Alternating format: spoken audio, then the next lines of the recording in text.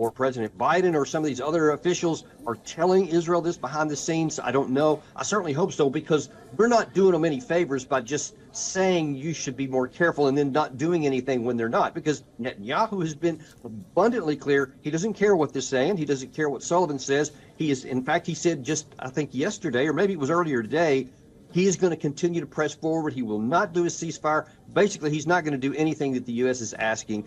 And at some point, we're going to come to a point to where we have to say, you're on your own, or we're just going to say, we're going to continue to let you do whatever you want. And then we're not going to have any difference in the public opinion in the world that we're basically behind them. And that's the stark truth, no matter what anyone wants to say.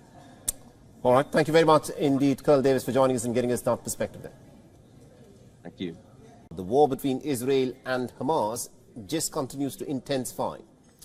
Now, Israel is pressing on with its offensive in the north and also in the southern part of the Gaza Strip. And according to reports that have come in, an estimated 18,700 Palestinians have so far been killed in this campaign of relentless bombing of the Gaza Strip by the Israelis. And an estimated 50,000 Palestinians have been grievously wounded or have been maimed in this conflict so far. Now, Israel, remember, has approved some temporary aid into the Gaza Strip via its Kerem Shalom border. And here's a sum up of all that is happening. The Friday marks day 2 of the U.S. National Security Advisor's visit to Israel. Jake Sullivan met with Netanyahu and also with Yoav Gallant, echoing the United States' concern about the future of Gaza. Now, Jake Sullivan has said that it is pretty inappropriate for Israel to occupy Gaza in the long term.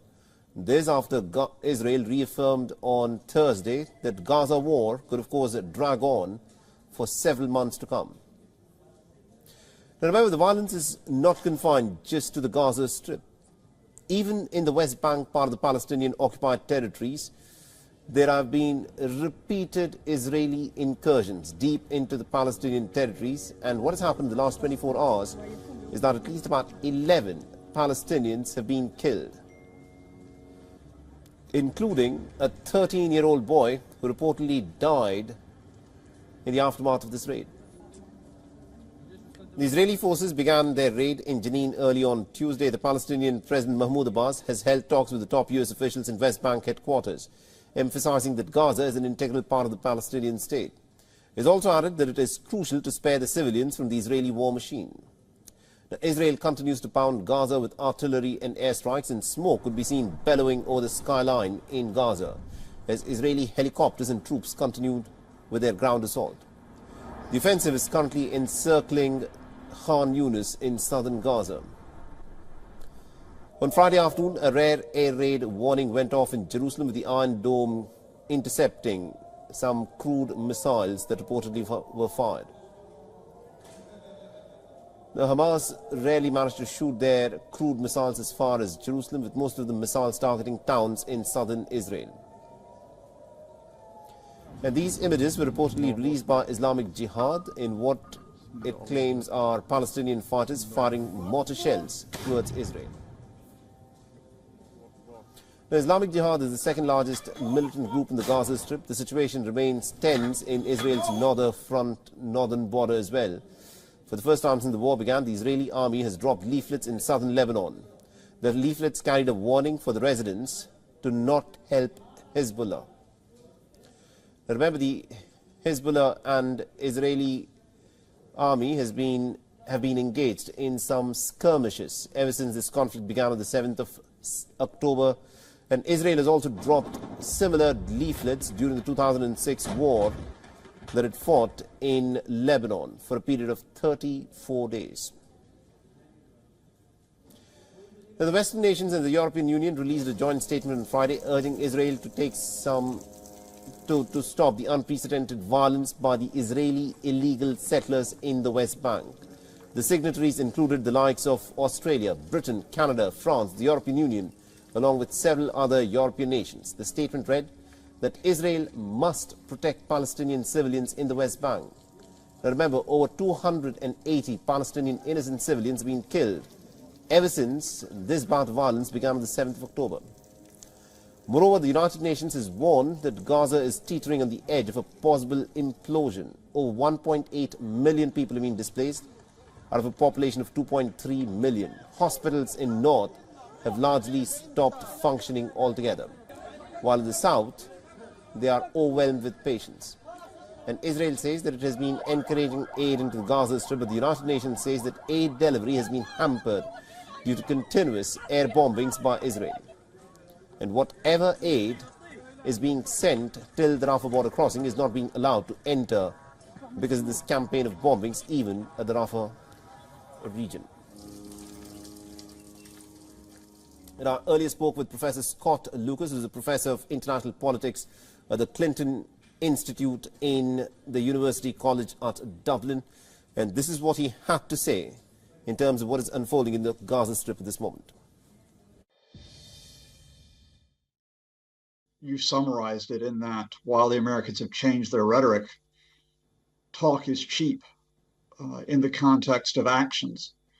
Actions which, after Hamas's killing of more than 1,200 people, most of them Israeli civilians and foreign nationals, has wound up killing now almost 19,000 people in Gaza since October 7th, the large majority of them civilians. If the United States was serious about curbing the Israeli air and ground attacks, they could have done one of two things, which you mentioned.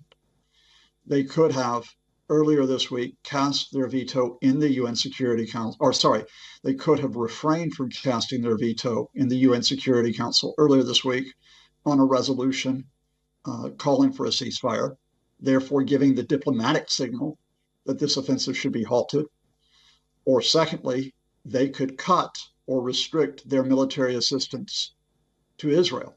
First up on the show, well, has the Biden administration had a serious rethink over its support for Israel? If the latest comments are anything to go by, America wants the war to wrap up soon. It wants high-intensity fighting to end for more precision-targeted warfare, and it's asking for civilian casualties to go down. America's national security advisor is in Israel to exert pressure.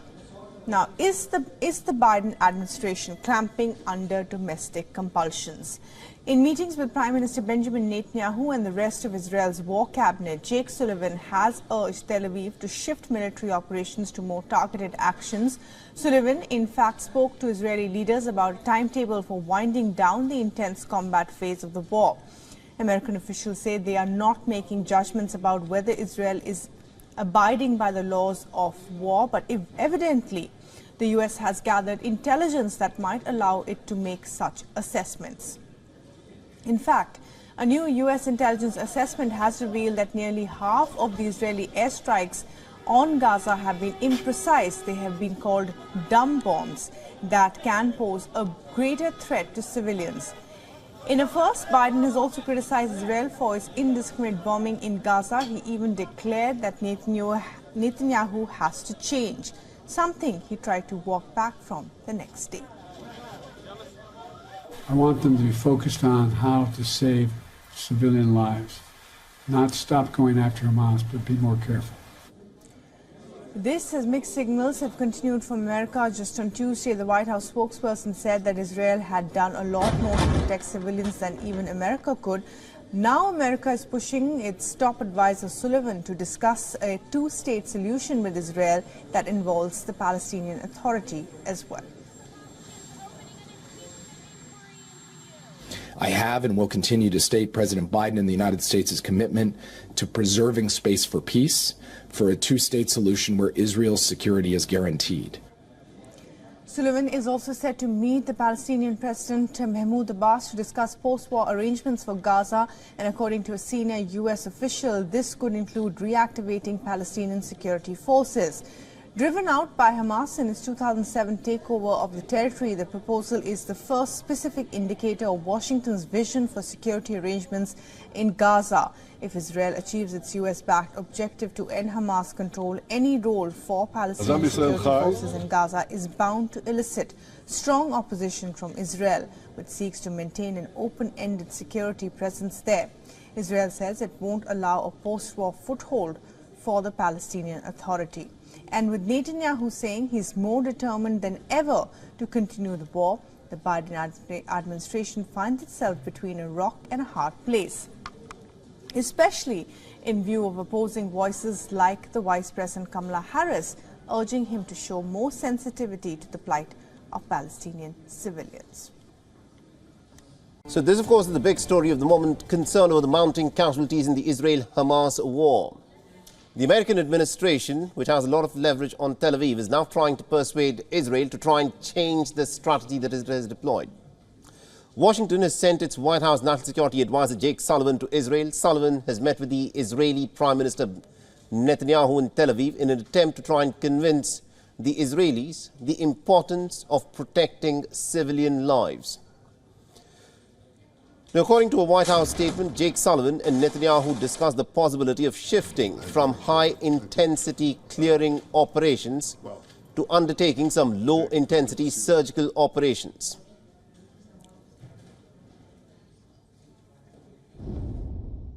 He did talk about possible transitioning from what we would call high-intensity operations, which is what we're seeing them do now, to lower-intensity operations sometime, in the near future. But I don't want to put a timestamp. And also John Kirby said that Washington wants to see the war end as soon as possible. But the American spokesperson again added a bit of a rider, saying that it is Hamas that has the ultimate responsibility for ending this conflict. If Hamas would release all the hostages, lay down their arms, and surrender up those responsible for the October 7th attacks. Now, Israel, remember, has vowed to keep fighting. It has imposed a complete siege of the Gaza Strip and has continued with its devastating campaign of air bombings and also its ground offensive. Now, the Israeli Prime Minister has claimed that even though there is a lot of pain and there is a lot of international pressure because of the mounting civilian casualties and the humanitarian catastrophe in the Gaza Strip, there is nothing that Netanyahu says that will now stop the Israeli forces under him.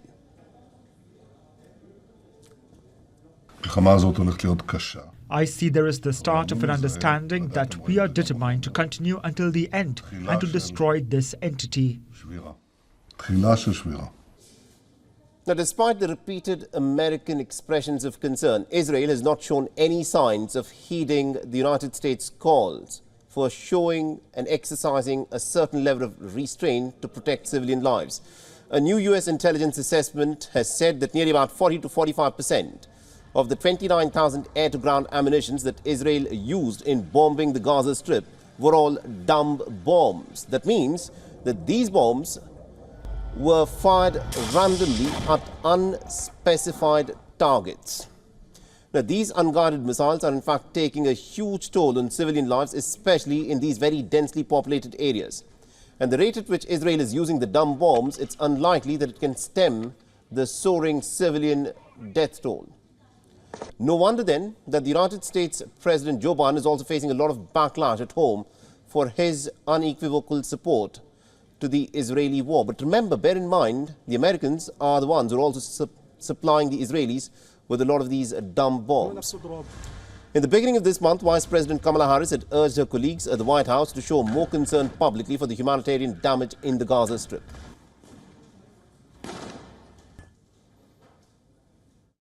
As Israel defends itself, it matters how. The United States is unequivocal. International humanitarian law must be respected. Too many innocent Palestinians have been killed. Frankly, the scale of civilian suffering and the images and videos coming from Gaza are devastating.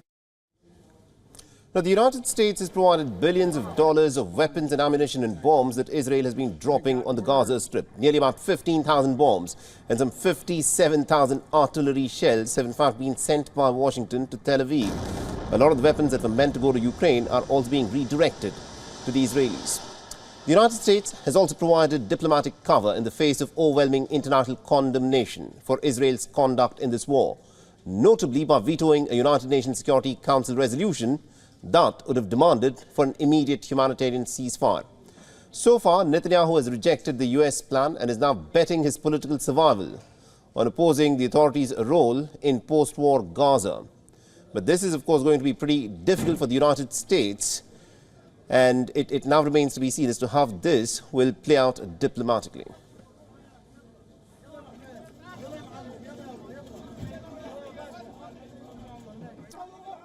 And also to give us more perspective on this, we're being joined by Professor Scott Lucas, who is a professor of international politics at the Clinton Institute in the University College Dublin. He's joining us live from Birmingham in the United Kingdom. Professor, let me in fact begin by asking you this. What we've witnessed over the course of the last few days is that the United States appears to have changed its stance to a certain extent in the way it has been backing Israel. It is urging Tel Aviv to exercise more restraint, to ensure that the civilian casualties that are being witnessed in the Gaza Strip are not as bad as what is being witnessed. Do you think the Americans can actually prevail over Tel Aviv? I think you summarized it in that while the Americans have changed their rhetoric, talk is cheap in the context of actions. Actions which, after Hamas's killing of more than 1,200 people, most of them Israeli civilians and foreign nationals, has wound up killing now almost 19,000 people in Gaza since October 7th, the large majority of them civilians. If the United States was serious about curbing the Israeli air and ground attacks, they could have done one of two things, which you mentioned. They could have earlier this week cast their veto in the UN Security Council, they could have refrained from casting their veto in the UN Security Council earlier this week on a resolution calling for a ceasefire, therefore giving the diplomatic signal that this offensive should be halted. Or secondly, they could cut or restrict their military assistance to Israel.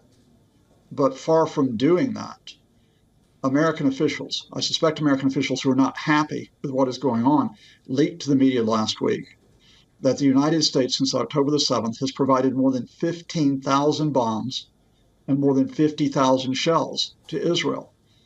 More than 10,000 of those 15,000 bombs, as you mentioned, are unguided bombs. They're not precise. They don't target fighters. They kill civilians as well. Despite that coming out, Joe Biden last Friday, even as he said civilian casualties should be limited, asked Congress to authorize another 45,000 tank shells to Israel. Tank shells which would not be used to defend Israel, but in an offensive. So no, I'm sorry. Joe Biden, Jake Sullivan, Kamala Harris, you don't have leverage over Israel because you gave up your leverage over Israel. And no statements you make, no statements that Jake Sullivan matter publicly today if there is not a private challenge to the Israeli War Cabinet to stop this killing of civilians as well as of Hamas fighters. And if you don't stop this killing of civilians, we will call for a ceasefire and we will restrict the military shipments. And also, Professor Lucas, how isolated do you think the United States has become on the international scene because of its backing of Israel? We've been witnessing is to have, this issue has been voted upon both in the UNSC and also in the UNGA, where unequivocally there are nations that have been demanding that there should be a humanitarian ceasefire, but the United States is the one that has used its veto at the UNSC to block a resolution demanding for the ceasefire. Well, I think, again, clearly you summarized it, and that is there have been a number of countries who have not yet called for a ceasefire. Indeed, the European Union at its summit today in Brussels is unlikely to call for a ceasefire while they are moving towards calling for more humanitarian aid. But in that Security Council of 15 members earlier this week, 13 voted for a ceasefire, including France, including Asian members. The United Kingdom abstained on the resolution. Only the U.S. votes no. Absolutely. In the General Assembly, a couple of days later, when an overwhelming 153 of 193 nations call for a ceasefire, countries like France, Japan, Australia vote for the ceasefire. The U.S. again votes no. So no, I mean, there is no moral as well as political high ground that the U.S. can claim right now when it is seen as enabling, not just standing aside from, but enabling the ongoing killing in Gaza. Absolutely indeed, Professor Lucas. Thank you very much indeed for joining us with that perspective there. Thank you. Meanwhile, a new U.S. intelligence assessment has found that almost half of the air-to-ground munitions Israel has used in Gaza since the war began have been unguided bombs. The revelation comes as the United States and Israeli officials engage in intensifying conversations about the sequencing of military operations in the conflict. Now, Gaza officials say Israel's military offensive has killed nearly 19,000 people, most of whom were women and children. Now, these unguided bombs are otherwise known as dumb bombs. The use of so many unguided bombs, first reported by CNN, is a concern among humanitarian groups and others. Washington has been calling for weeks for Israel to take more care to avoid civilian casualties in Gaza, saying that too many Palestinians have been killed. Now, what exactly are these dumb or unguided bombs? They are conventional or nuclear aircraft-delivered bombs that do not contain a guidance system. Now, in the absence of a guidance system, such bombs simply follow a ballistic trajectory. Now, this makes them far harder to aim and therefore far more likely to strike unintended targets. Therefore, they put civilians at risk. Dumb bombs were used commonly during the Second World War, and they continued to make up the vast majority of aircraft-delivered bombs until the late 1980s. They have now largely been replaced by precision-guided munitions, which are guided towards a specific target. Dumb bombs are typically aerodynamic in shape, usually with tail fins, to reduce drag and increase stability after release. In order to detonate upon impact, they tend to use a contact fuse. An increasing number of voices in the United States, notably from the left wing of the Democratic Party, have called on Biden to take a firmer stand towards his Israeli ally and even to condition military aid. As for Politico, US Vice President has been telling colleagues in the administration that she wants the White House to show more concern for the humanitarian damage in Gaza.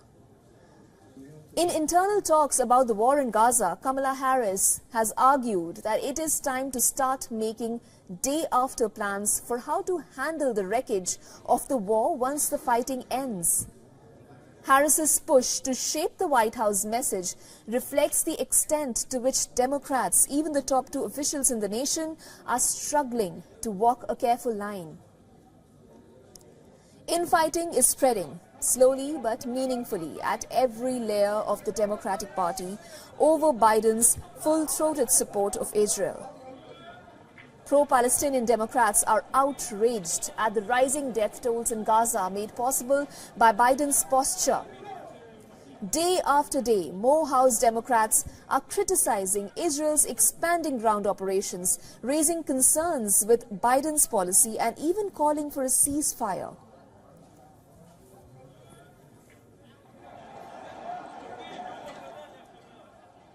Our top story at this hour, a new US intelligence assessment has found that almost half of the air-to-ground munitions Israel has used in Gaza since the war began have been unguided bombs. Now, the revelation comes as the United States and Israeli officials engage in intensifying conversations about the sequencing of military operations in the conflict. Gaza officials say Israel's military offensive has killed nearly 19,000 people, most of whom were women and children. Now, these unguided bombs are otherwise known as dumb bombs. The use of so many unguided bombs, first reported by CNN, is a concern among humanitarian groups and others. Washington has been calling for weeks for Israel to take more care to avoid civilian casualties in Gaza, saying that too many Palestinians have been killed. Now, what exactly are these dumb or unguided bombs? They are conventional or nuclear aircraft-delivered bombs that do not contain a guidance system. In the absence of a guidance system, such bombs simply follow a ballistic trajectory. This makes them far harder to aim and therefore far more likely to strike unintended targets. Therefore, they put civilians at risk.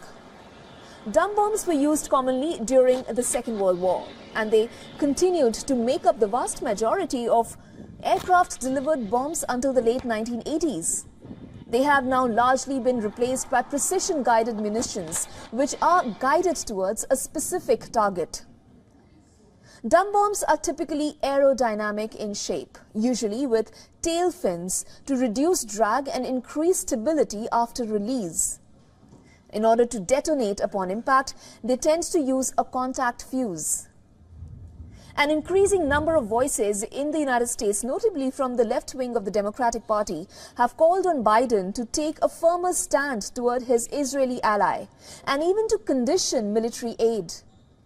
As for Politico, US Vice President has been telling colleagues in the administration that she wants White House to show more concern for the humanitarian damage in Gaza. The internal talks about the war in Gaza. Kamala Harris has argued that it is time to start making day-after plans to how to handle wreckage of the war once the fighting ends. Harris's push to shape the White House message reflects the extent to which Democrats, even the top two officials in the nations, are struggling to walk a careful line. Infighting is spreading, but slowly, but meaningfully at every layer of the Democratic Party over Biden's full-throated support of Israel. Pro-Palestinian Democrats are outraged at the rising death tolls in Gaza, made possible by Biden's posture. Day after day, more House Democrats are criticizing Israel's expanding ground operations, raising concern with Biden's policy and even calling for a ceasefire.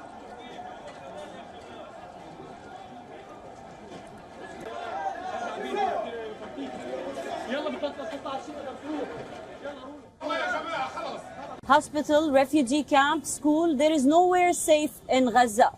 The situation right now is dire. It is getting worse with every single day as this war stretches. There is no food, no clean water, no medicines. As per the UN, half the population in Gaza, which is around 1 million people, are at risk of starvation. Our next report explains.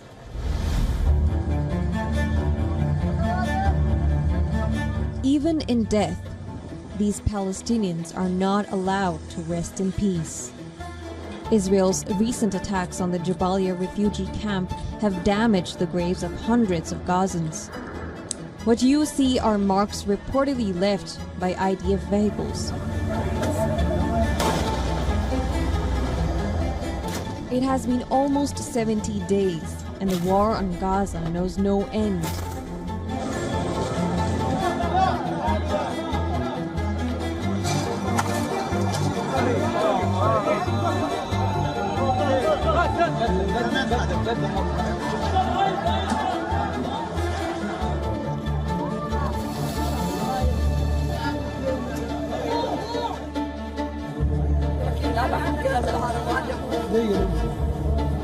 The death toll is near 19,000.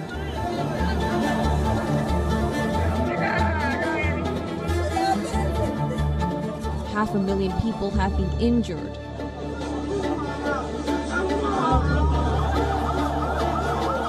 Around 1.8 million, that is 80% of the Gaza population, is displaced.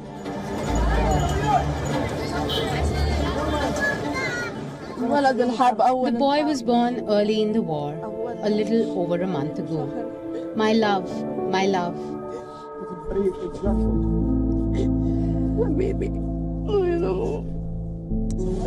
Infants, elderly, men and women, all are the casualties in this war. Israel is headstrong on its motive. They want to wipe out Hamas. But it's the civilians who are paying the price. Most of those killed in this Israeli operation are Gazan civilians.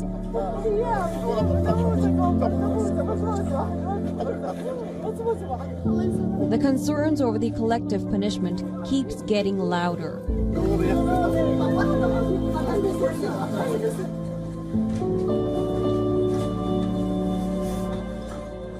For those living in the besieged strip, the reality is no less than doomsday. People don't know if they will survive another day. And if they do, how will they keep themselves alive? with no supplies, no clear water, no real roof on their head.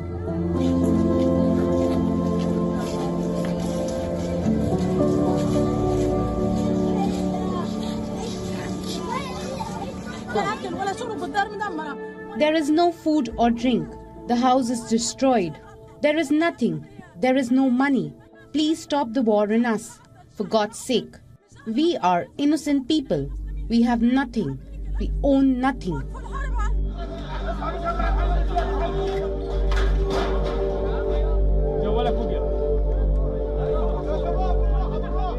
This week, a senior UN official raised alarm over the collapsing humanitarian situation in Gaza.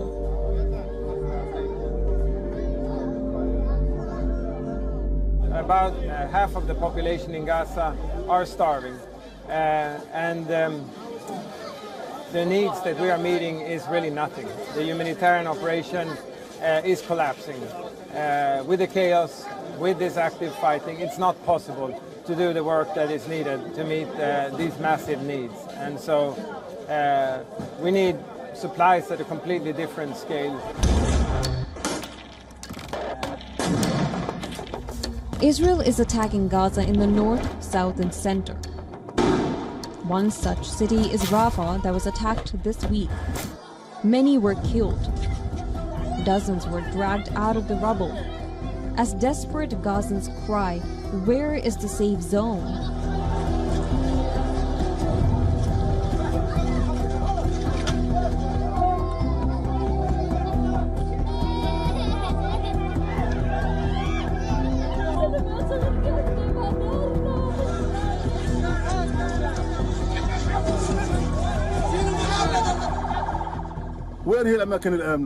Where is the safe zone?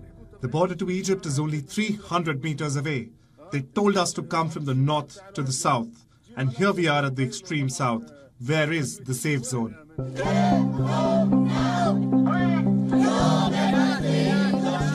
Along with millions of Gazans, near 137 hostages remain in the Strip. This week, Israel reportedly kickstarted its plan to flood all the Gazan tunnels with seawater. They plan to drive out Hamas from the vast underground network, to render its ammunition and supply useless, to drown Hamas militants to death. But what Israel is also afraid of is that in doing so, it will be endangering the lives of hostages who are likely held in the same tunnels.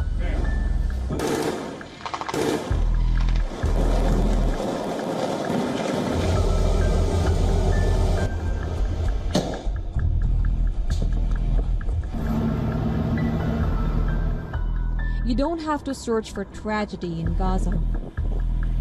It finds you on every street, strewn with trash and stagnant water, desolate and foreboding.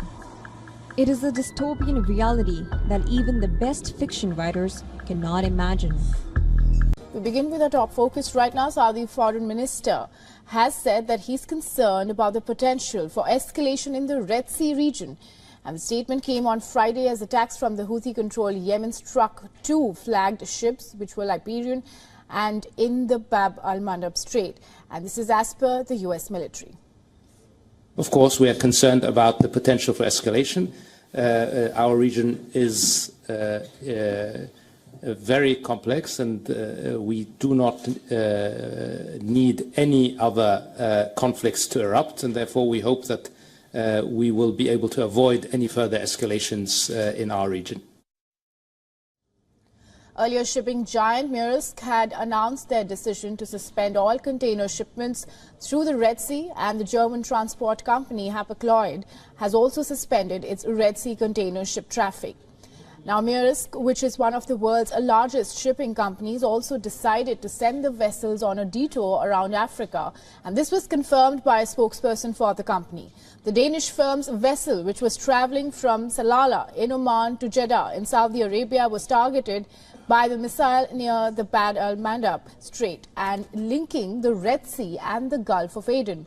Now, the company said that it was making the move after a near miss involving its Maersk ship. Now, the company confirmed that the crew and the vessel were safe. The recent series of attacks come after Yemen's Houthi rebels vowed to target vessels in the Red Sea and in an attempt to put pressure on Israel to stop bombing the Gaza Strip. On the other hand, German transport company Hapag-Lloyd has said that it was halting Red Sea container ship traffic until December 18th and after the Houthis attacked one of its vessels. It was en route from the Greek port to Singapore and there was no casualty, and the ship is now travelling on towards its destination. These incidents have raised fears in the global supply chains, which could be severely disrupted. And if the attacks continue in the narrow, busy waterway, at least 3 container ships have been attacked or disrupted near Yemen in the past day or before. Maersk Houthis militants said that they attacked the MSC Alanya and MSC Palatium 3 cargo container ships with naval missiles. And Houthi spokesperson also said that the ships were targeted after they refused to respond to warnings from Yemeni naval forces. Now further, apart from discussing the idea of a naval coalition with allies, the US is also focusing on reducing Houthis' threat in the Red Sea. And the US envoy for Yemen said that Washington wants to form the broadest possible maritime coalition to protect ships in the Red Sea and send an important signal to the Houthis that further attacks will not be tolerated.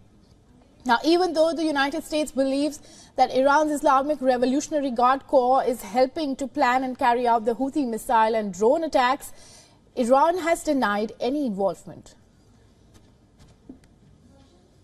گروه‌های مقاومت در منطقه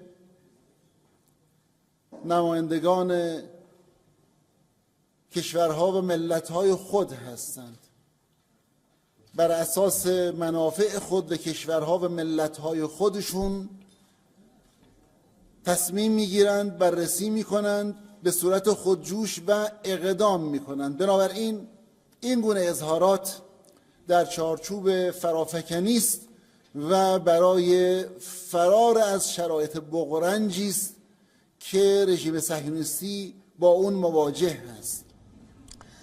The Houthis are involved in the Israel-Hamas conflict and now they have further expanded their actions. They have been attacking vessels in vital shipping lanes and launching drones and missiles at Israel from over 1,000 miles away in Yemen's capital. Now, earlier they had even cleared their intentions to target all the ships heading to Israel, regardless of their nationalities. Israeli Prime Minister Benjamin Netanyahu says he is more determined than ever to continue the war with Hamas. And this even as White House top advisor Jake Sullivan, who is in Israel to negotiate, told him to scale down the Gaza offensive. Sullivan met Netanyahu and the rest of Israel's war cabinet on Thursday. The White House says he urged Israel to shift from high-intensity military operations to a more targeted phase. Speaking to the media, he said that governance of the West Bank and the Gaza Strip needs to be connected under a revamped and revitalized Palestinian Authority. Earlier, Israel's Defense Minister Yoav Gallant said it will take more than several months to destroy Hamas. Israel faces mounting international pressure and isolation amid its onslaught that has killed thousands so far. Even its strongest ally, the United States, wants Israel to be careful. I want them to be focused on how to save civilian lives, not stop going after Hamas, but be more careful. Jake Sullivan will also meet with Palestinian President Mahmoud Abbas in Ramallah on Friday. Ahead of this meet, the Palestinian Prime Minister has expressed disappointment with the United States' veto to UN resolutions calling for ceasefire in Gaza and has urged the United States to act on implementing a two-state solution. Every American official who arrives here to meet with us, they again repeat the same thing, that United States is for two states. Now that United States has talked the talk, we want Washington to walk the walk, meaning that we need specific measures to implement the two-state solution, not only believe in two states. Israeli President Isaac Herzog, meanwhile, has joined other Israeli officials against a possible two-state solution for long-lasting peace in the region. In order to get back to the idea of dividing the land or negotiating peace or talking to the Palestinians, etc., one has to deal first and foremost with the emotional trauma that we're going through and the need and demand for full sense of security for our people. Now, amid the negotiation efforts, Israel continues with its offensive in Gaza. The Israeli military says dozens of Hamas fighters surrendered in the last 24 hours, while the internet and telephone services providers in Gaza said communications were cut across the war-torn area on Thursday. On the other hand, Hamas has played down Israel's attempts to flood the group's tunnels in Gaza. It says when militants built them, they took all considerations of what could happen. Those tunnels were built by well-trained and educated engineers, and they have considered any kind of attacks may happen by the Israelis, including bombing water. Violence also rages on in the West Bank. Israeli troops kill 12 Palestinians in raids on Thursday inside the city of Jenin. Palestinian authorities accused desecration of a mosque by some Israeli soldiers, as it condemned the operation as a dangerous escalation. Israel's army said it would discipline the soldiers on the reports of desecration.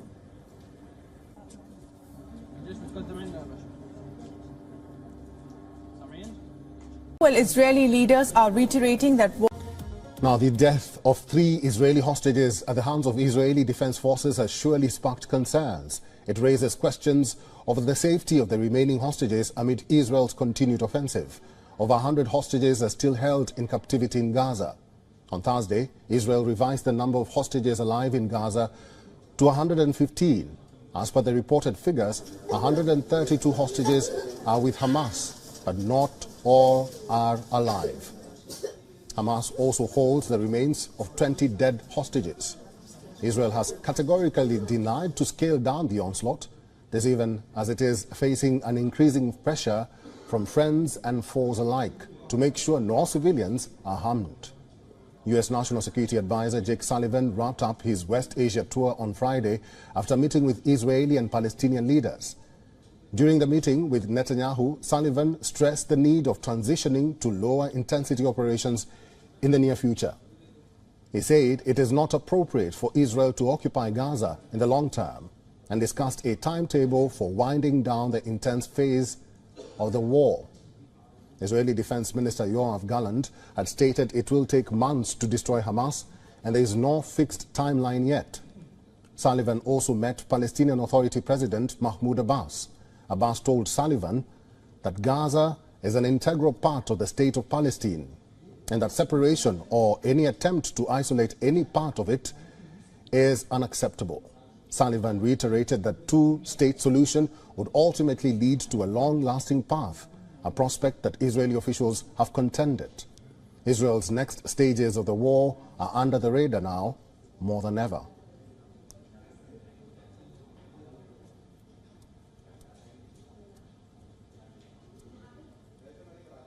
Dr. Adam Day is head of the Geneva office of the United Nations University Center for Policy Research. He's now joining us live from Geneva, Switzerland. Doctor, great to have you on the show. Welcome to WION The World as one. Thanks so much, Eric. It's great to be on your show. Doctor, Israel is getting a lot of flack both from within and around the world after soldiers admitted to have mistakenly killed hostages in Gaza. Some may not see it now, but how damaging could this action be on the part of Israel in this war?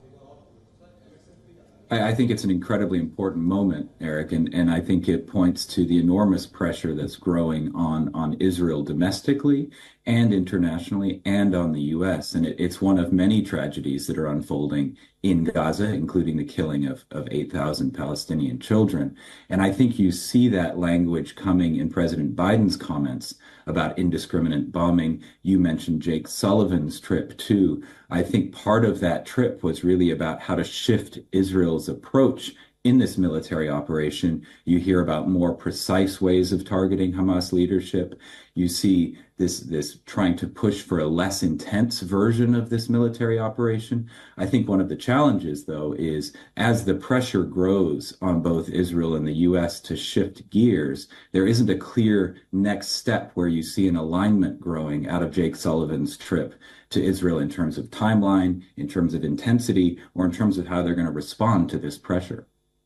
Doctor, we'll talk about Jake Sullivan's visit in a short while, but this incident has raised doubts and even worries about hostage safety. Again, with the soldiers admitting that some may have escaped from captivity, how can the safety of the remaining hostages be ensured, if at all? Well, I think the very short answer is it can't. And as long as the hostages remain in custody, as long as this remains a hot conflict, I think there's no way to guarantee their safety. And that's one of the problems. The solution would be another pause. I know that there are negotiations happening behind the scenes to try to get that pause, which did succeed in mid-November in getting hostages released. I don't think there's a scenario where a military operation can free all of those hostages safely. I think all sides understand that. And so really the answer comes in some form of either a pause or a ceasefire. That's the best way to guarantee their safety. I don't think there are any other options right now in the short term. All right, let's talk about Jake Sullivan now, who is the U.S. National Security Advisor. He was in Israel and urged the government to lower the intensity of military campaign in Gaza. What do you read from his statement? Some say the U.S. could be giving hints that the issue of Palestine will stay. Is that the case? I think it was very clear that for the U.S. position, that the question of Palestine, you hear Jake speaking about a two-state solution, even though you see pressure back from the Israeli government really on using the language of a two-state solution. You see some even very senior members of the Israeli government saying that Oslo may have been a mistake. I think this points to a real rift in the narrative that we haven't seen it so clearly before, where I think the U.S. position, the UN position remains aligned with some form of a two-state solution. But I think that that's a very unpopular sentiment right now. And within Israel, I think that may have shifted now to more public statements saying that that isn't something that they can consider now. And it may be a short-term issue where you hear the president of Israel saying we need time to grieve and please don't use this language. In the short term, it may be that the two-state solution, the issue of Palestine, can come back onto the table. But right now, it's a very worrying moment where the narratives of the U.S. and Israel are quite different. And I don't see an immediate bridge back into a clear common narrative or vision for what the day after Gaza will look like. And that's really the most important question in the longer term, which is how do you create a process that will get us from a hot military operation to a political process and a Palestinian process too, to decide leadership and how to move forward. Doctor, let's talk about the confrontation in Israel's border in the north. The IDF is dropping leaflets in South Lebanon. Do you foresee or think Israel is preparing to expand the wall? Well, when I used to look much more closely, and when I lived in Lebanon, we would look at scenarios for potential escalation. And certainly this scenario is very, very high on the list of likely escalation scenarios, where the intensity of conflict within Israel can create a spillover. My sense is if there was an escalation across the border into the north, it would be an unintentional one. I don't think that Hezbollah has the intention of bringing the conflict directly into Israel. I don't think Israel wants to have 2 or 3 fronts going when so much of their resources are focused on Gaza. So I think right now they're doing those leaflets, they're doing those activities on the border largely to try to dissuade further action. I don't see the intention of either Israel or Hezbollah or other actors, including Iran, to escalate there. That doesn't mean it won't happen. And 2006 should be clearly in our minds as a miscalculation. And the possibility of unintentional escalation is very real. You have 100,000 rockets north of the border, strategic weapons north of the border, and really a very high risk that something could happen without the intention of either side for that escalation. Dr. Adam, finally, and please make it brief, we've seen various resolutions being vetoed or passed in the United Nations Security Council. Many say that they've lost hope in the United Nations.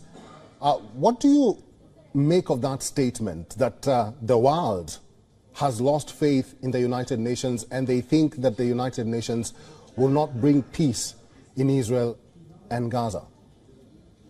Well, certainly the United Nations by itself won't bring peace. I think the vote this week with 153 member states in support of a ceasefire shows that the international consensus is there. I also think it's worth noting that the UN is already in Gaza. There are a lot of resources there, and I think that it offers something to build on. There are no good outcomes, no good scenarios, no silver bullets, but I do think some combination of the UN plus Arab neighbors, plus potentially some other actors coming together to find a transition plan is probably the only of several bad options. And so the loss of confidence is, I think, mainly a loss of confidence in Israel and the US and the Palestinian leadership to find a solution. And I think that puts greater emphasis on the UN stepping in a more leadership role. And I think you see the SG in triggering Article 99 saying it's now time to really put this at the top of the international agenda. All right, I've been talking to Dr. Adam Day, who is the head of the Geneva office of the United Nations University Center for Policy Research. Dr. Adam, thank you very much for talking to us today. Thank you, Eric. Just turn and begin with the latest from Gaza. Now, 2 months ago, when war broke out, when Israel attacked Gaza, that I have to go on repeating this, that after one of the most brutal terrorist attacks that we've seen in a long time, a terror attack carried out by Hamas. But when Israel started to move in, it seemed to be getting a lot of support from countries like the United States, for example. US President Joe Biden rushed to the war zone. He made his support for Netanyahu and for Israel crystal clear. Cut to this week, Biden has issued a warning to Bibi. He said Netanyahu needed to change. Plus, Netanyahu is losing international support more and more. With the continuing bombardment and the civilian casualties that we are seeing, the votes, for example, at the United Nations are continuing to turn against Israel. Is this going to make a difference? And how is Israel going to react? Here's a quick report. אנחנו נחושים יותר מתמיד להמשיך להילחם עד לחיסול החמאס, עד לניצחון המוחלט.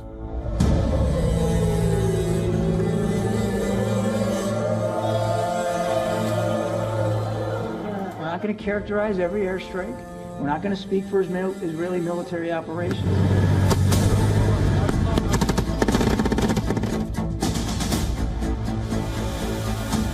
It is not easy to destroy them. It will take and require a long period of time.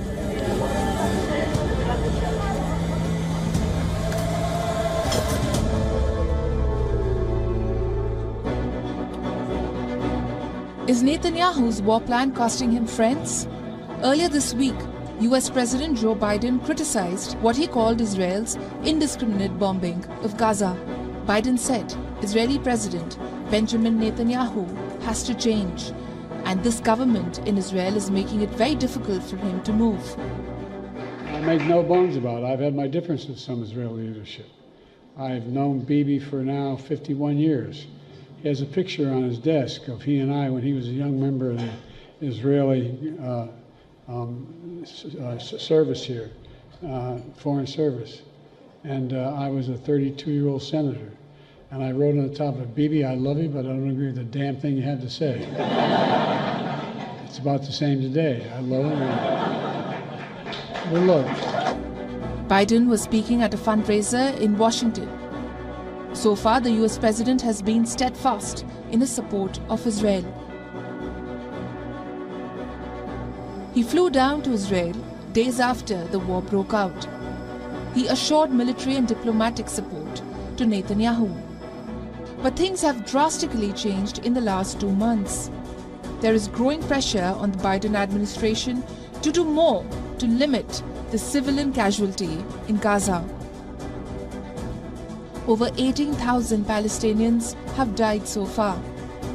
At least 50,000 others are injured.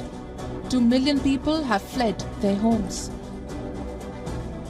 That's over 85% of the population. Today, Gaza is a humanitarian catastrophe. On the 12th of December, Biden also warned Bibi that Israel is losing international support.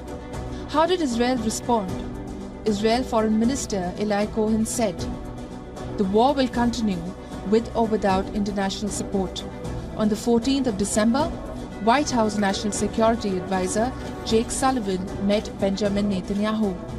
Following the meeting, Bibi said Israel would continue the war against Hamas till absolute victory. In the United Nations General Assembly this week, 153 countries voted in favor of a ceasefire. Among them was India. Women and children are paying their lives. So is there now mounting pressure on Israel to actually end the war, find some sort of a ceasefire? We've now been joined by Jacob Olidot, who's the Director of Research at JINSA, given the Center for Defense and Strategy. Jacob, thank you so much for joining us. It's been a sort of a difficult week for Israel, that vote in the United Nations, and then it seems to be some sort of pressure that do things differently. Things can't carry on the way they are. What do you make of what's happening? Thank you so much, Vikram, for having me on your program. You're right. It's been a very difficult week. This has been the most intense fighting that Israel has faced. The focus on casualties is a very natural one. I mean, and in as much as, any one casualty, one civilian casualty is a tragedy, it only tells a partial picture. And so I think we need to put this into the context of Israel taking, as the White House spokesperson said, John Kirby, unprecedented precautions to try to mitigate harm to civilians on the one hand. And on the other hand, you have Hamas, which uses civilians as human shields with its terrorist infrastructure underground, under hospitals and schools. And so I think that is kind of the context in which you see the operation proceeding. Jacob, I was just curious, what are Israel's friends actually telling it right now? Because there are two aspects to this. It's not that easy to decapitate terror groups in an urban setting like we have in Gaza. I mean, the Americans have seen it in places like Iraq, others have seen it in Syria. It's not as easy as it sounds to actually go in and crush Hamas. And number two is, of course, the question of even if you are to do it, there's a vacuum there in Gaza, which somebody has to try and fill. So what are Israel's friends telling it? What should be the next steps? Is there a good option here for Israel? There are still over 100 in Hamas captivity. They're not only Israelis, but there's still Americans there. Their families just met with President Biden yesterday. There are other nationalities as well. So it's a highly fraught operation. Most of Hamas operatives are underground, in a 300 plus mile tunnel maze to evade detection, to hide their weapons. So it is complicated. I think Israel's friends are doing two things. I mean, first, providing it the diplomatic support on the world stage. And I think you're seeing throughout the region and in the United States measures to prevent the conflict from escalating or broadening across the region.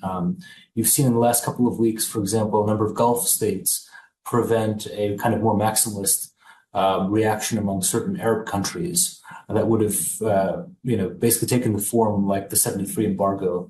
That obviously did not happen because Israel's friends are working quietly to make sure that at least this is contained and Israel can do what it needs to do. So would you think that there are chances of a humanitarian ceasefire or a cessation of hostilities for a while, or is it unlikely? I think, so Israel has been on a regular, maybe even daily basis, implementing a humanitarian pause of several hours to allow assistance to come in. It should be noted that these pauses actually prolong the war because they allow Hamas to regroup, to collect themselves and plan their attack. So that alone, actually, it's worth considering that actually is a factor that exacerbates the civilian humanitarian toll. All right, Jacob, thank you so much for being with us. Thank you, Vikram.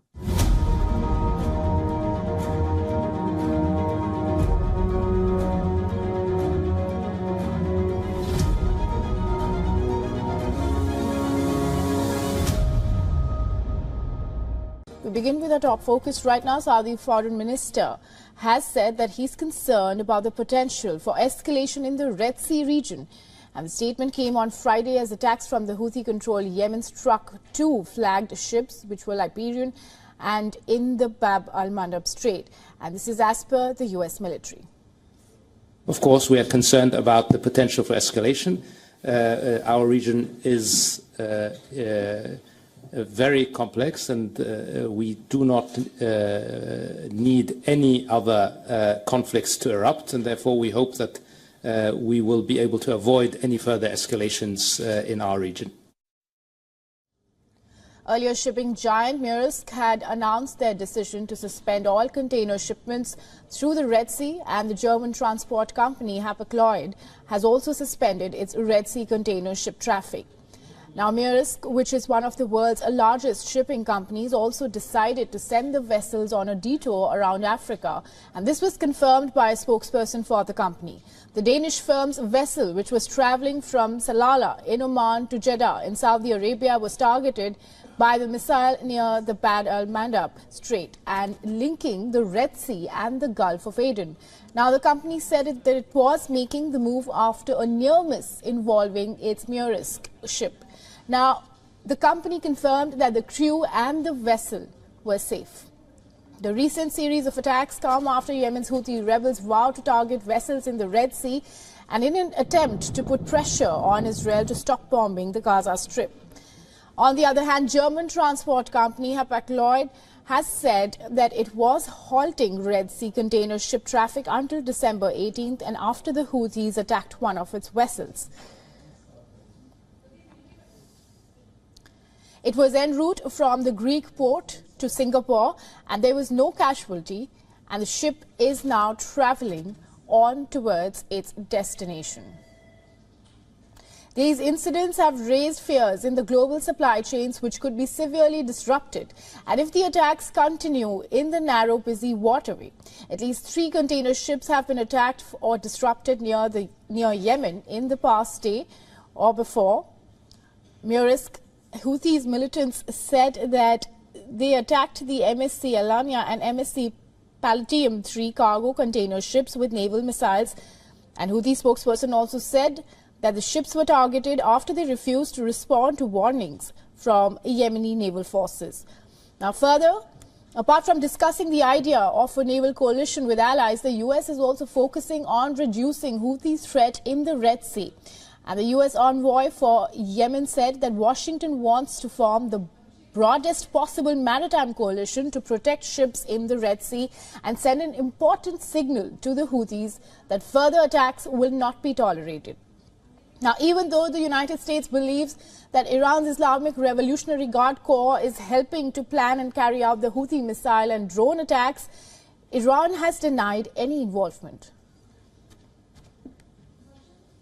گروه‌های مقاومت در منطقه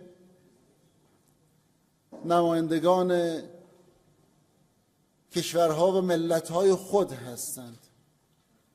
بر اساس منافع خود و کشورها و ملت‌های خودشون تصمیم میگیرند، بررسی میکنند، به صورت خودجوش و اقدام میکنند. بنابراین این گونه اظهارات در چارچوب فرافکنی است و برای فرار از شرایط بغرنجی است که رژیم صهیونیستی با اون مواجه است. The Houthis are involved in the Israel-Hamas conflict, and now they have further expanded their actions. They have been attacking vessels in vital shipping lanes and launching drones and missiles at Israel from over 1,000 miles away in Yemen's capital. Now, earlier they had even cleared their intentions to target all the ships heading to Israel, regardless of their nationalities. And mounting anger at the Israeli government have spilled onto the streets of Tel Aviv. This comes after the Israeli Defense Forces mistakenly killed 3 Israeli hostages in Gaza, misidentifying them as threats. And this has triggered massive demonstrations against Netanyahu for not doing enough to free captives held by Hamas. The hostages were believed to be either abandoned or escaped Hamas captivity. Well, all the hostages have now been identified as males, and they were in their mid and late 20s. The Israeli Defense Forces have revealed that the hostages emerged shirtless and were holding a white flag to signify surrender. Demonstrations started on Friday night outside the country's military headquarters. They held signs which had images of the hostages' faces and messages such as, "Get them out of hell." The demonstrators lambasted Netanyahu for his inaction on securing a new prisoner exchange deal. Take a listen.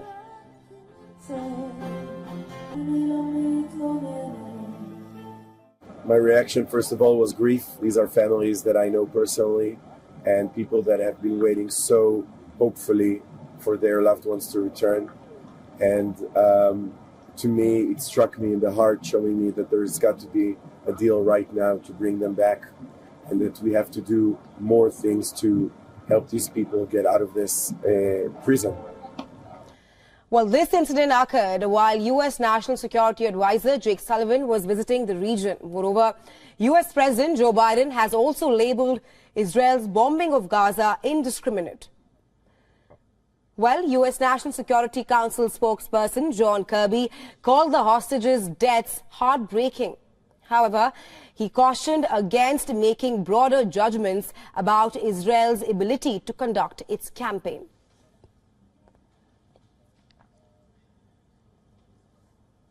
Our top focus we're on right now. Israeli Prime Minister Benjamin Netanyahu has promised to keep up the military pressure on Hamas, despite appeals from relatives of hostages held in Gaza for a return to negotiations after friendly fire killed 3 captives. Take a listen to exactly what Netanyahu said. We are in a war for our existence in which we must continue until victory. Despite the international pressure and despite the unbearable cost that the war is exacting from us in our fallen sons and daughters. The Israeli army revealed that the 3 hostages were carrying a white flag and cried for help in Hebrew when they were mistakenly fired on by the Israeli troops. The news of their killings sparked demonstrations in Israel, with the relatives of the remaining hostages expressing concern that the loved ones could be next.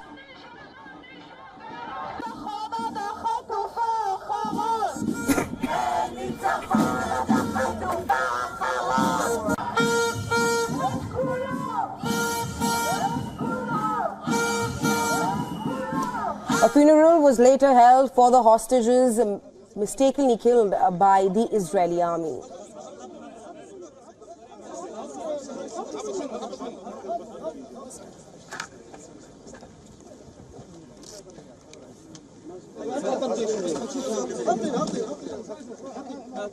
Meanwhile, the Israeli army said that it had discovered weapons and arrested around 80 Hamas members in military activity at a hospital in Gaza. Hamas has described it as a horrific massacre.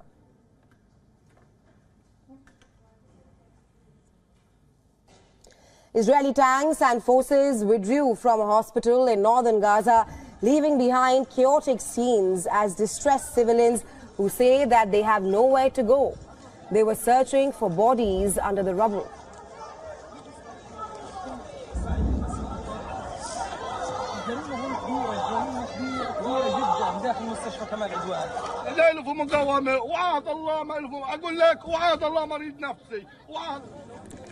On the other hand, the armed wing of the Palestinian militant group Hamas released a video that it said shows their brigade fighters attacking an Israeli forces base in Juhur al-Dik in the Gaza Strip. According to a statement released with the video, Hamas said that it killed an Israeli soldier in the base and seized his M16 weapon as well. In the West Bank, 3 Palestinians, including a teenager, were killed by the Israeli gunfire in separate incidents on Saturday. And this is according to the Palestinian Health Ministry. Meanwhile, U.S. Defense Secretary Lloyd Austin departed on a multi-day trip to West Asia. Austin will be joined by the top U.S. General Charles Q. Brown for meetings in Israel in the coming few days.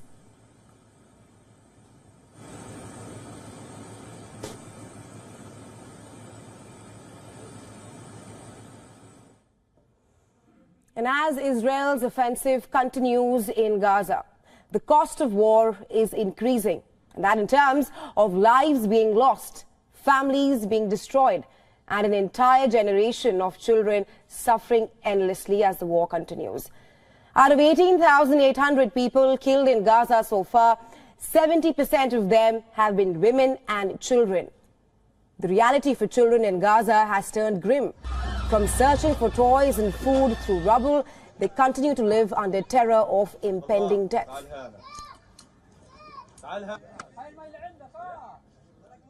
واحنا نايمين في نص الليل اجت طائرات قصفت المكان. هنا صار زلزال في المنطقة، مش معروف ايش صار. طلع كيف الدمار، حجم الدمار هنا، بيوت كتير راحت. يعني طلع كيف هناك ايش ذنبهم الناس احنا ايش ذنبنا في دورنا يصير فينا هيك. Children in southern Gaza could be seen looking for their belongings through rubble after an Israeli strike damaged their home severely.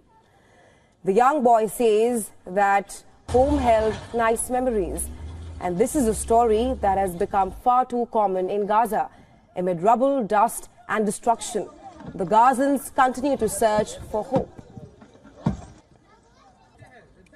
هذا البيت كان وينا، كان ذكرياتنا هنا، كل شيء هنا إلنا، حاجاتنا الحلوة هنا، بسكليتات، كل شيء، أواعي، كل شيء لنا هنا. يعني كنا ننام ونشرب وناكل هنا، فجأة كل شيء تدمر، فيش شيء في المكان ضايل، زي ما أنت بتشوف ولا حاجة ضايلة، ولا حجر على الثاني. Shelling has continued across northern and southern Gaza despite the international leaders calling for a ceasefire. Israel says it will not stop until they have destroyed Hamas. The top officials say that the war could last several months. So the question remains, for how long will the innocent children continue to pay the price of a collective punishment inflicted by Israel? And what future could Gaza's children possibly have left?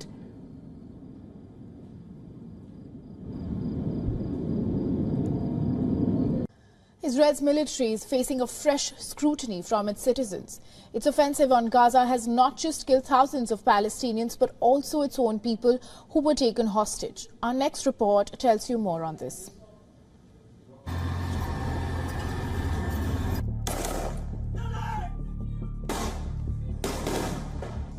Israel's ongoing military offensive in Gaza has taken a turn for the worse. In one of its latest operations, the IDF is mistakenly said to have killed 3 Israeli hostages. אני מבקש לעדכן את הציבור בבשורה קשה וכואבת על אירוע שהתרחש מוקדם יותר היום. במהלך הקרבות בסג'איה, כוח צה"ל זיהה בשוגג 3 ישראלים חטופים כאיום. כתוצאה מכך, הכוח ירה לעברם והם נהרגו. 3 young Israeli hostages became sitting ducks to the barrage of attacks in Gaza. A budding musician, a young motorcyclist, and an avid basketball fan, all at the receiving end of the brutal cost of war. The initial Israeli Defense Forces probe shows that the hostages were shirtless, waving white flags when soldiers opened fire. Something like this must have unfolded. These images released by IDF said to show the dozens of men surrendering near hospitals in northern Gaza.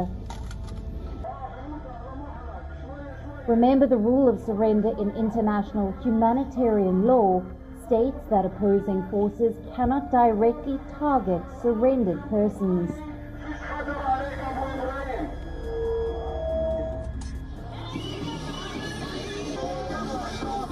Israel's military is now facing renewed backlash from its own citizens. And once again, the spotlight is back on the Israeli government's apathy toward its hostages. I would say that he is responsible for everything that is happening, that happened, and is still happening. He has blood, a lot of blood on his hands, and he should resign now. And let people that are responsible and care for this country, unlike him, to take over and get this war over with and get all the kidnapped people back home now. Hamas had previously released 140 hostages from captivity during the week-long swap. But families of the remaining 100 hostages still await news on their loved ones and pray for their return. אני מירב סבירסקי, אחות של איתי, שחטוף בעזה כבר 70 ימים. אנחנו אחרי ערב מזעזע, ואני מתה מפחד. אנחנו דורשים עסקה עכשיו.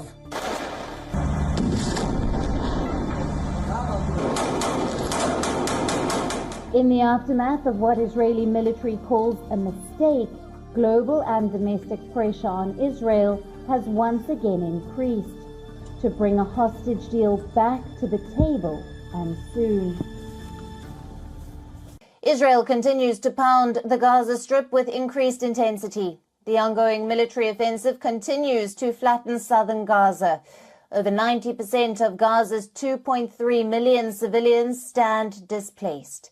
Here is the latest from the ground. The Israeli military released video footage of its operations in the Gaza Strip. Operations were conducted across Gaza City and Jabalia, which houses the enclave's largest refugee camp. Palestinian Health Ministry has said that close to 19,000 Gazans have been killed so far. Israeli tanks and warplanes intensified their bombing of the Gaza Strip. The IDF is focusing on the southern cities of Khan Yunis and Rafah. On the same day, the Israeli military also said that it had attacked a Hamas command post in the Gaza Strip. Airstrikes were also carried out on targets near the border between the Gaza Strip and Egypt.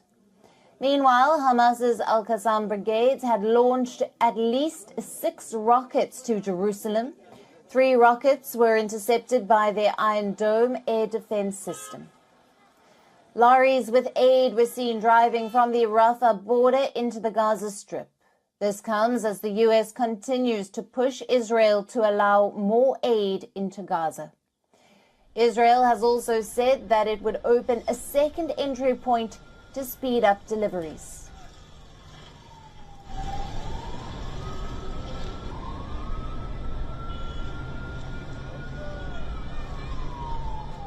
Foreign Minister Faisal bin Farhan al-Saud has said that he is concerned about the potential for escalation in the Red Sea region. The statement came on Friday as attacks from Houthi-controlled Yemen struck 2 Liberian-flagged ships in the Bab al-Mandab Strait, as per the U.S. military. Of course, we are concerned about the potential for escalation. Our region is very complex, and we do not need any other conflicts to erupt, and therefore we hope that we will be able to avoid any further escalations in our region. Earlier, shipping giant Maersk had announced their decision to suspend all container shipments through the Red Sea. German transport company Hapag-Lloyd has also suspended its Red Sea container ship traffic. Maersk, which is one of the world's largest shipping companies, also decided to send the vessels on a detour around Africa. This was confirmed by a spokesperson for the company. Now, the Danish firm's vessel, which was traveling from Salalah in Oman to Jeddah in Saudi Arabia, was targeted by a missile near the Bab al-Mandab Strait, linking the Red Sea and the Gulf of Aden. The company said it was making the move after a near miss involving its Maersk Gibraltar ship. However, the company confirmed that the crew and vessel were safe. The recent series of attacks come after Yemen's Houthi rebels vowed to target vessels in the Red Sea in an attempt to put pressure on Israel to stop bombing the Gaza Strip. On the other hand, German transport company Hapag-Lloyd said that it was halting Red Sea container ship traffic until the 18th of December, after the Houthis attacked one of its vessels. It was en route from the Greek port of Piraeus to Singapore. There were no casualties, and the ship is now traveling on towards its destination. These incidents have raised fears in the global supply chains, which could be severely disrupted if the attacks continue in the narrow, busy waterway. At least 3 container ships have been attacked or disrupted near Yemen in the past day or so. Before Maersk Gibraltar, Houthi militants said that they attacked the MSC Elena and the MSC Platinum and this cargo container ship with naval missiles. The Houthi spokesperson said that the ships were targeted after they refused to respond to the warnings from the Yemeni naval forces. Now, further, apart from discussing the idea of a naval coalition with allies, the US is focusing on reducing the Houthi threat in the Red Sea. The US envoy for Yemen said that Washington wants to form the broadest possible maritime coalition to protect ships in the Red Sea and to send an important signal to the Houthis that further attacks will not be tolerated. Even though the United States believes that Iran's Islamic Revolutionary Guard Corps is helping to plan and carry out the Houthi missile and drone attacks, Iran has denied any involvement.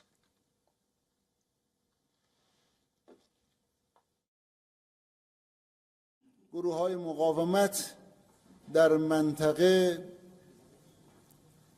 نمایندگان کشورها و ملت‌های خود هستند. بر اساس منافع خود و کشورها و ملت‌های خودشون تصمیم می‌گیرند، بررسی می‌کنند، به صورت خودجوش و اقدام می‌کنند. بنابراین این گونه اظهارات در چارچوب فرافکنی است و برای فرار از شرایط بغرنجی است که رژیم صهیونیستی با اون مواجه است. The Houthis are involved in the Israel-Hamas conflict, and now they have further expanded their actions. They have been attacking vessels in vital shipping lanes and launching drones and missiles at Israel from over 1,000 miles away in Yemen's capital, Sana'a. Earlier, they had even cleared their intentions to target all the ships heading to Israel, regardless of their nationalities.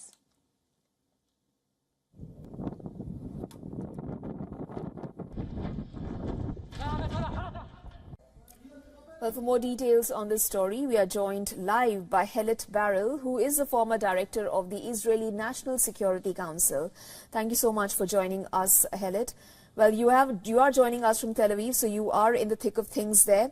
Now, if you could just tell us, do you think this is going to affect Israel's offensive there? Do you think they will be able to carry on the operation and secure security and amid the hostages killings here? Well, there's no doubt that the incidence of the hostage killing is a tremendous tragedy for us here, especially because the main reason why those soldiers are fighting so fiercely in such difficult conditions and have been for very long, as they express themselves, is to bring back hostages. So this is definitely a very tragic situation. Having said that, I don't think this will put an end to the campaign. There are 2 main goals to this campaign. The first is to return our hostages. The second is to eradicate or extremely degrade Hamas's ability to fight and completely to govern the Gaza Strip. And both of those need to be achieved one way or another. So while there's no real deal on the table to return the hostages in any other way but fighting, certainly I don't see this campaign receding. And we'll have to see if there are any other developments. But there will be a stronger push here within Israel to try and initiate something to return the hostages, which already has been on way, but now with the terrible incident, it obviously will grow stronger. Right. You do speak of the campaign not changing at all, but do you think that the IDF will, however, change its strategy in its war against Hamas? Yeah, no, I don't think the campaign is not going to change at all. I think certainly the only way to win such a campaign is to keep changing it and adjusting the way you fight to the goals.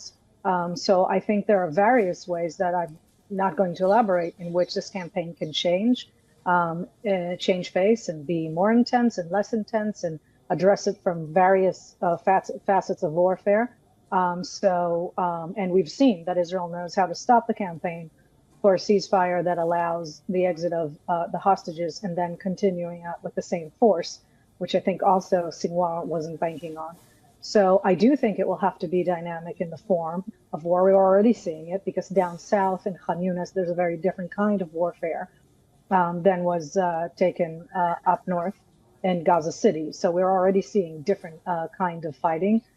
This is why you're seeing also more casualties on the Israeli side of the time, because this is now a more precise and careful form.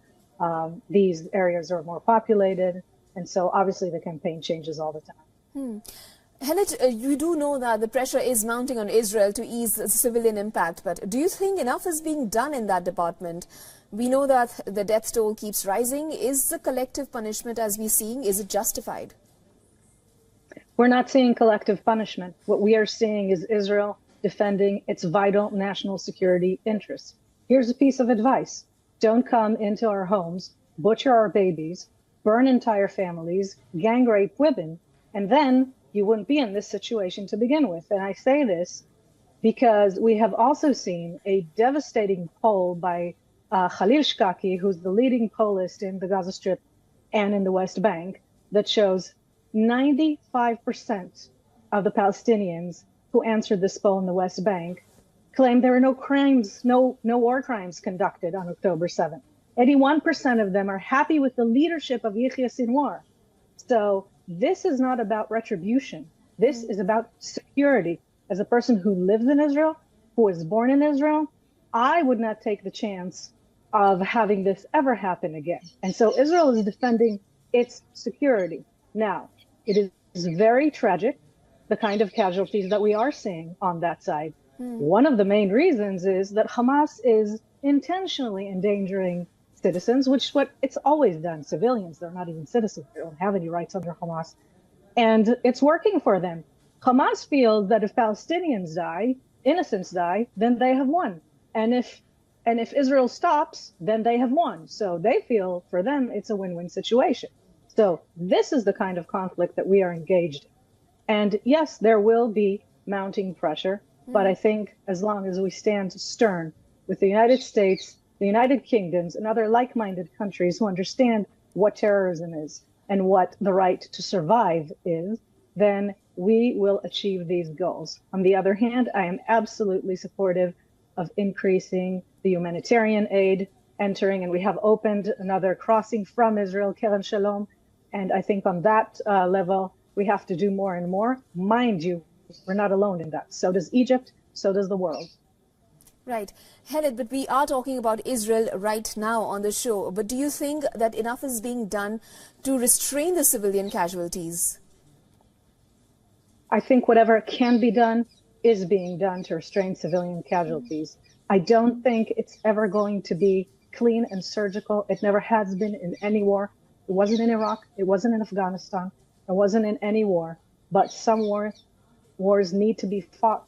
And again, once you put down the equation and you set it up and you come into our homes and you burn our families alive, there are going to be consequences. You know, I have been interviewing for this channel and many other outlets in India and elsewhere, and I have said from October 8th, this won't be more of the same. Israel went out of Gaza 15 years ago, had contained its response on every attack against us. We have been living here in Tel Aviv, let alone in the south, under missiles and rockets for 15 years.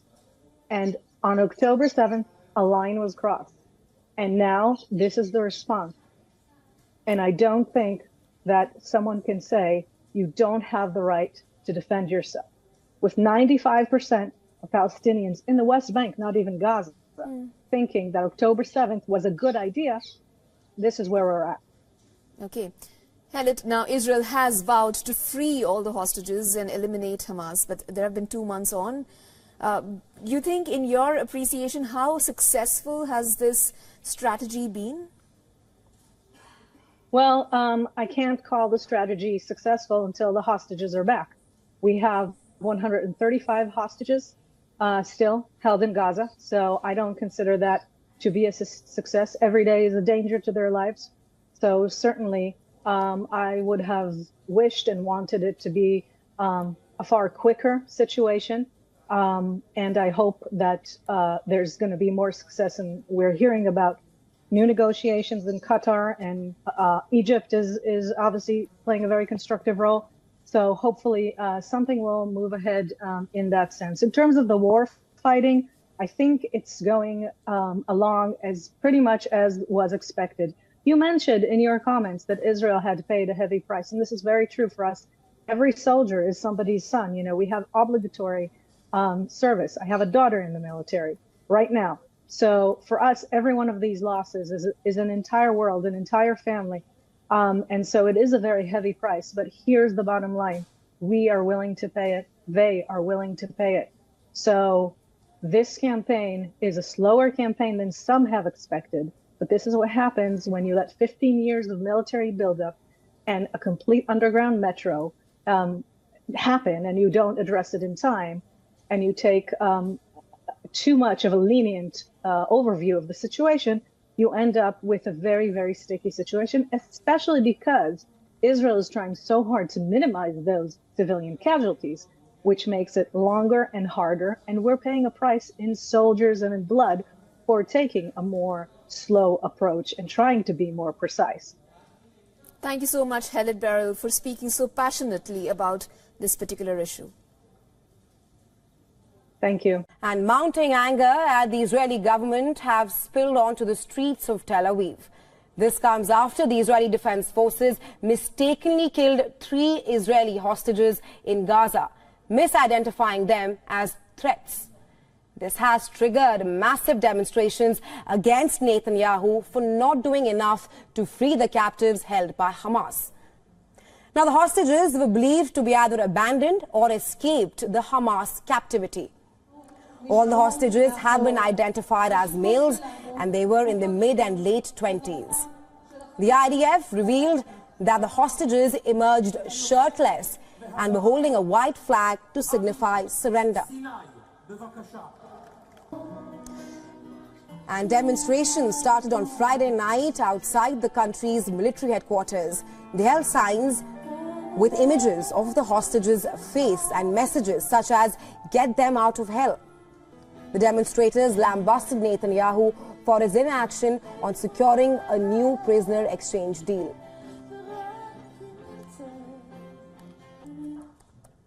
My reaction, first of all, was grief. These are families that I know personally and people that have been waiting so hopefully for their loved ones to return.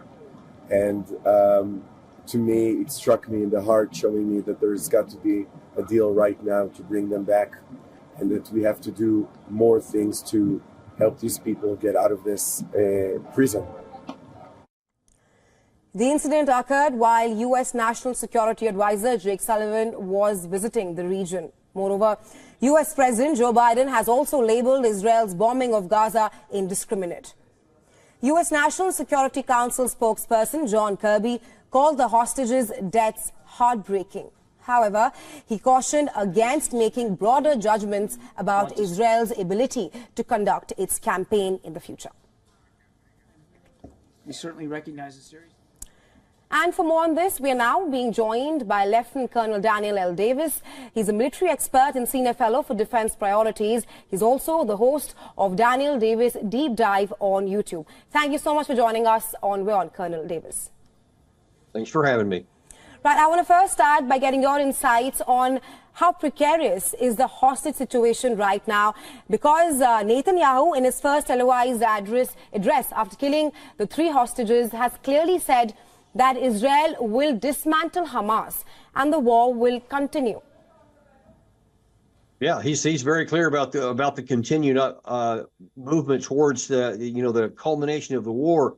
But just days prior to this tragedy, the Israeli government said that they're not even talking to Hamas. They actually withdrew their chief negotiator, said there would be no more hostage discussions, which was taking a lot of criticism from some of the family members of those hostages. And then immediately following this situation here, I think that pressure got really even higher. And then you saw the immediate return of the negotiations. And now then they're talking about it again. And I just can't imagine that Israel wouldn't have the highest priority of getting those hostages back, even above making tactical progress for the time being. Because the truth is, Hamas is not going anywhere.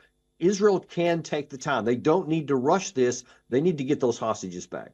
I was just coming to that, Colonel Davis, on the mounting pressure on Netanyahu in Israel regarding an immediate hostage release deal.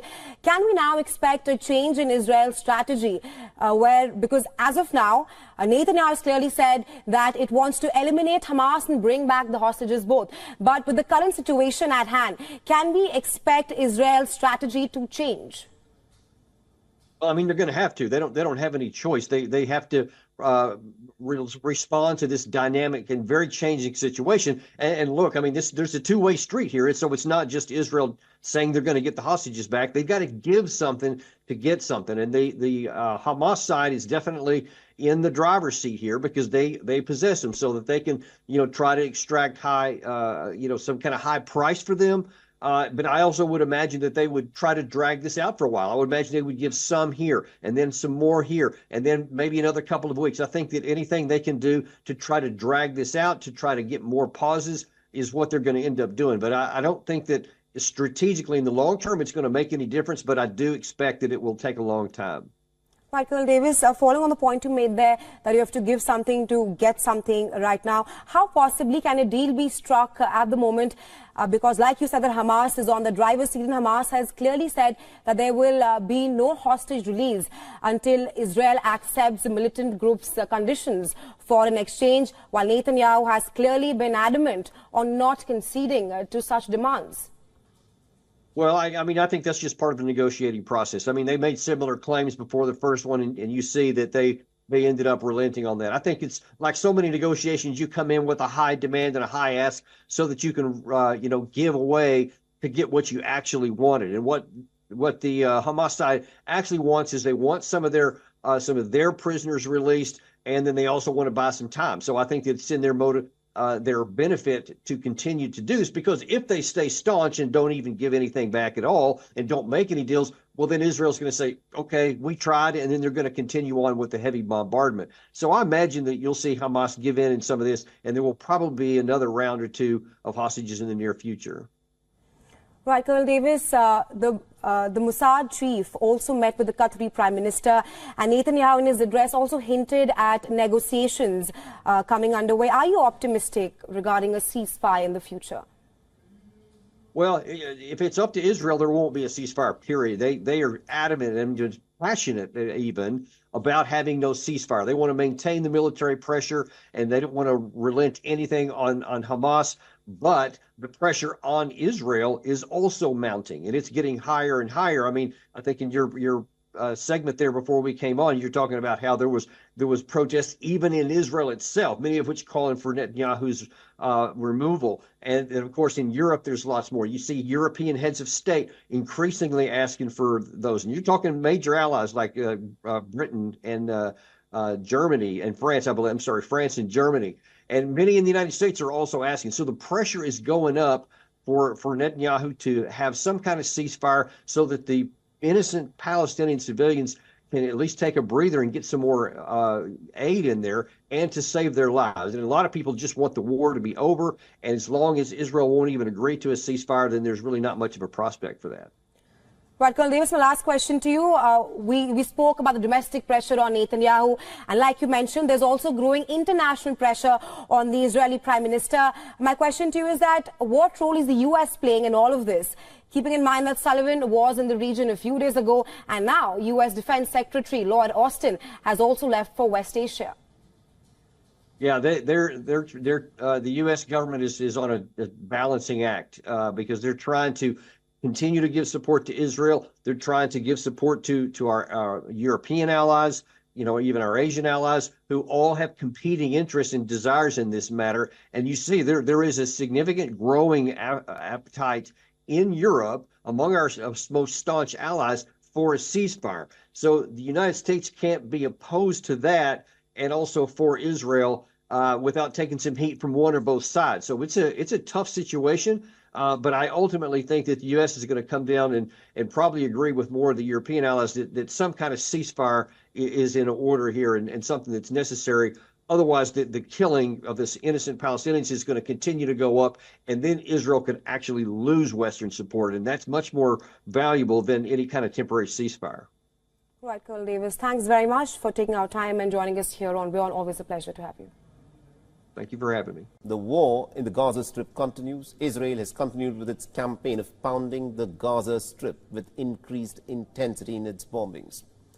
Now, the ongoing military offensive has flattened large parts of not just northern Gaza, but also now southern Gaza. 90% of all residents in the Gaza Strip, that is a population of about 2.3 million people, have been uprooted from their homes. And here's the latest in terms of what is unfolding at this moment on the ground. The Israeli military has released a video footage of its operations in the Gaza Strip, where operations are being conducted across Gaza City and also in the Jabalia refugee camp, which houses the enclave's largest refugee camp. The Palestinian Health Ministry has said that nearly about 19,000 Palestinians in the Gaza Strip have been killed in this campaign of relentless bombing by the Israelis. Now, Israeli tanks and warplanes have intensified their campaign of bombing the Gaza Strip. The IDF is now focusing on the southern cities of Khan Yunis and Rafah. On the same day, the Israeli military has also said that it has attacked a Hamas command post in the Gaza Strip. Now, airstrikes were carried out on targets near the border between the Gaza Strip and Egypt. Meanwhile, Hamas's Al-Qassam brigades have launched at least about 6 rockets into Israel. 3 rockets were intercepted by the Iron Dome. The lorries with some aid were seen driving in from the Rafah border crossing into the Gaza Strip, and this comes as the United States continues to push Israel to allow for more aid into the Gaza Strip. Israel has also said that it would open a second entry point to speed up the deliveries, but people on the ground say that the aid is only trickling in, and this is nothing more than a drop in the ocean for the kind of suffering that the people in the Gaza Strip are undergoing.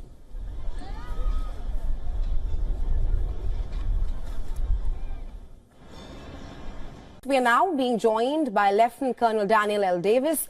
He's a military expert and senior fellow for defense priorities. He's also the host